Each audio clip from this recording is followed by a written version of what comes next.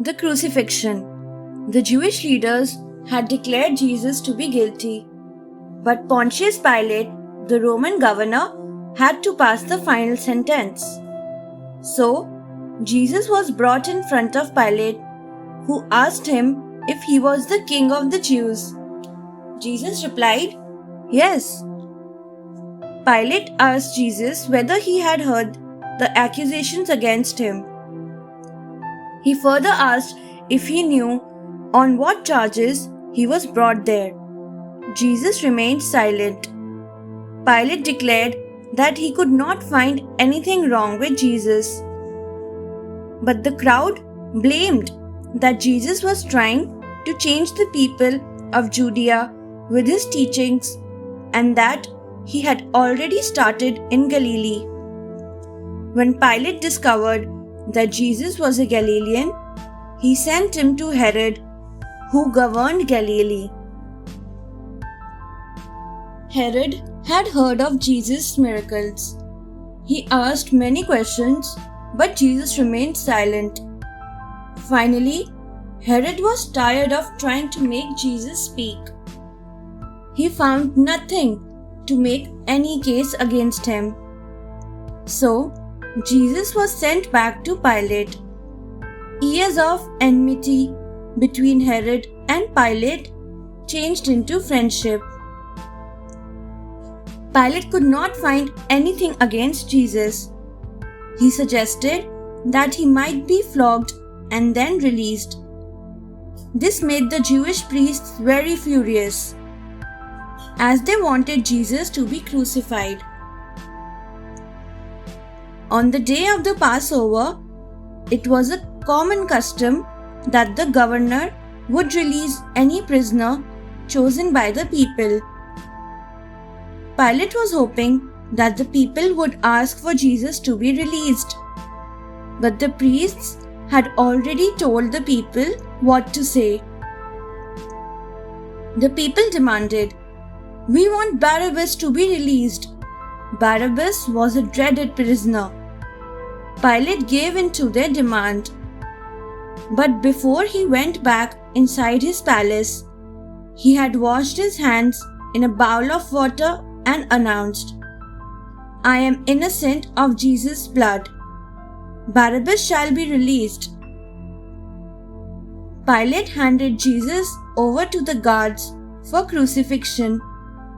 The Roman soldiers whipped Jesus, put a purple robe on him, and led him away.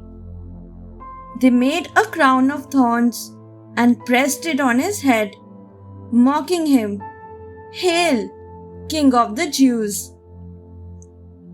Jesus had to carry his cross to Golgotha, meaning place of the skull. A huge crowd followed. They nailed Jesus to a cross between two criminals.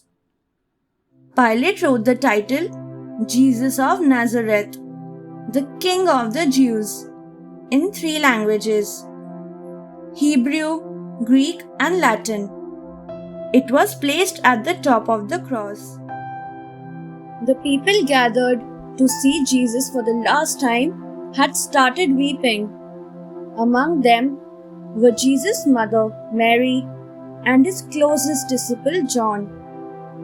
Jesus looked at John and said, "John, Mary will now be your mother."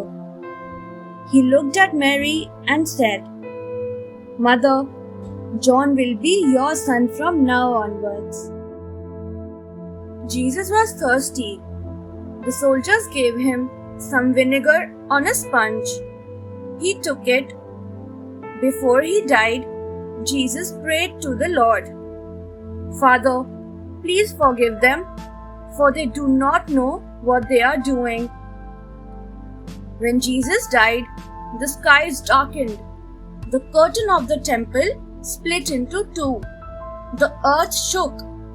The rocks split and tombs broke open. To confirm his death, a soldier had his long javelin pierced Jesus' side. Blood and water flowed out. John took Mary to his house and took care of her from that moment onwards. Joseph, a rich man from Arimathea, was a follower of Jesus. He took Pilate's permission to embalm and bury Jesus' body. So, Joseph and his friend Nicodemus wrapped Jesus in a piece of clean cloth and took him to a newly built tomb, not far away from Golgotha. They anointed the body of Jesus with myrrh and wrapped him in clean linen according to the Jewish custom. After everything was done, Joseph and Nicodemus closed the tomb with a huge boulder. The Jewish leaders knew Jesus had promised that he would rise from death after 3 days. So, they requested Pilate to seal the tomb and guard it with soldiers. They wanted to make sure that none of Jesus' disciples could try to steal his body. Pilate agreed. The tomb was sealed and it remained under the watchful eyes of the guards, day and night. Thanks for watching. Do like, share, subscribe to Sahil Book House.